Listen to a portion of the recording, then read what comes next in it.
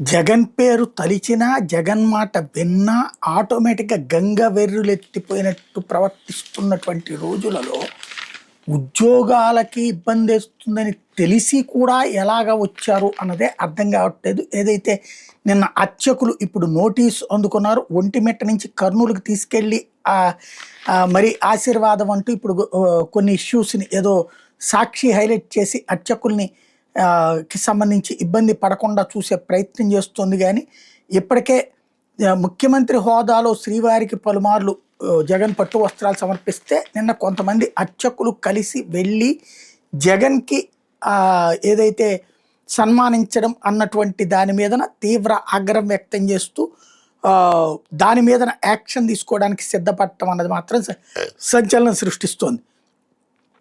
జగన్కి వేద ఆశీర్వచనం అందించినందుకు గాను ఒంటిమిట్ట అర్చకులకి నోటీసులు ఇవ్వడం అన్నటువంటిది ఇక్కడ కీ పాయింట్.